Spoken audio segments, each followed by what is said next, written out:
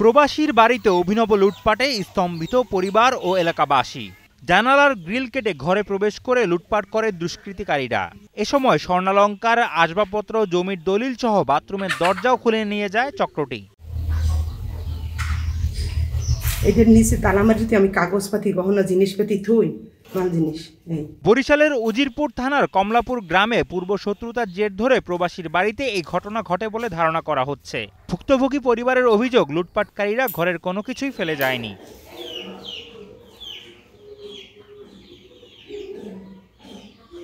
প্রবাসী মোহাম্মদ হুমায়ুন খান 15 বছর ধরে মালয়েশিয়ায় কাজ করেন। পরিবারের জন্য পাকা বাড়ি করার পর থেকেই জায়গা নিয়ে বিরোধ শুরু হয়। বিরোধের জের ধরে মামলাও চলছে আদালতে। পরিবারের নিরাপত্তা বিবেচনায় তারা বরিশাল শহরে ভাড়া থাকতেন। হাজবেন্ড প্রবাসী হুমায়ুন কবির 15 বছর পর্যন্ত বাইরে থাকে।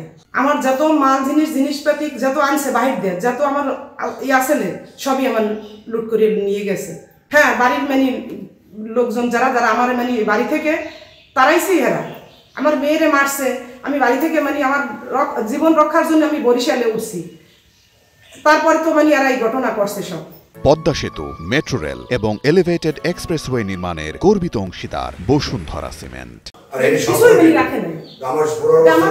কিছু রাখে নাই, সব ঘরে যত মাল জিনিস আছে, 2 সানসেল বড়া আমার পাতিল খিলাম, ঘরের বাল্ব টল হইতে ফ্যানের সবই কিছুই নেই, আমার সবই নিয়ে গেছে। আমার এইখানে আমি 86,000 টাকা খালি পাই, আর ওই কলের মিটিং মাল জিনিস এই ঘরে মাঝখানে আমি রাখছি, কিছুই নাই। আমার গলার চেইন আর কানের দুল, হাতের তার, দলিল নেছে ব্যাংকের একটা এমবিআর করা আছে না, 2 লাখ টাকার ওই কাগজপাতি সহ একটা ফাইল একটা ওই ইতে রাখা। গত 28 জুলাই স্থানীয় লোকদের কাছে ঘর লুট হয়েছে এমন খবর তিনি শুনতে পান। পরে স্থানীয় সাবেক ইউপি সদস্য মোহাম্মদ মনিরকে সাথে নিয়ে তিনি কমলাপুর গ্রামের বাড়িতে যান। ভবনের দরজা খুলেই দেখতে পান পুরো ঘর ফাঁকা। আমার ভাই আমি একটু যাবো দেখবো, পরবর্তীতে আপনার ঘর খোলার পর দেখছি ওনার ঘরের ভিতরে কোনো মালামাল, যে একটা লবণের বাড়িও নাই।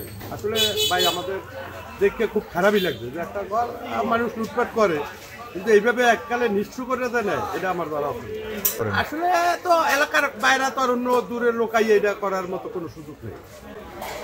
একটা বাড়ির ভিতরে তো অন্য জায়গার দূরের লোকাই করার কোনো সুযোগ নেই। ভুক্তভোগী পরিবারটি এই ঘটনায় এলাকার গণ্যমান্য ব্যক্তি ও উজিরপুর থানার ভারপ্রাপ্ত কর্মকর্তাকে অবহিত করেছেন। এই পরিবারটি এমন ঘটনার সুষ্ঠু বিচার ও নিরাপদে বাঁচার নিশ্চয়তা চায়। বরিশাল থেকে খান মনিরুজ্জামানের পাঠানো তথ্যচিত্রে ডেস্ক রিপোর্ট, শাহেদ আলম ফাহিম, কালের কণ্ঠ।